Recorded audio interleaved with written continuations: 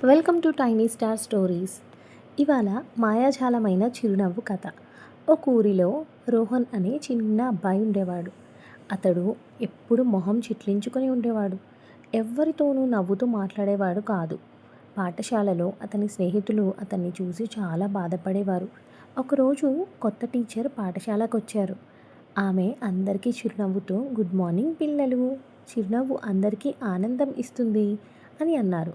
ఆమె పిల్లలందరికీ ఒక పని ఇచ్చింది. ఈరోజు మీరు అందరూ కలిసి ప్రతి ఒక్కరికి చిరునవ్వు ఇవ్వాలి.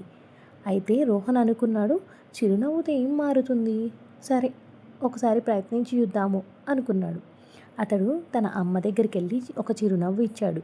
ఆమె అతన్ని హత్తుకుంది. తన స్నేహితులకు చిరునవ్వు ఇచ్చాడు. వాళ్ళు అతనితో ఆడమని పిలిచారు. తన టీచర్కు చిరునవ్వు ఇచ్చాడు. ఆమె అతన్ని మెచ్చుకున్నది. రోజు చివరికి రోహన్ చాలా ఆనందంగా అనిపించింది.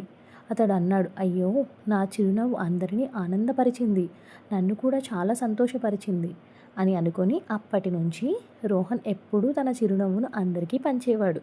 నీతి: చిరునవ్వు ఉచితం, కానీ అది అందరికీ ఆనందాన్ని ఇస్తుంది.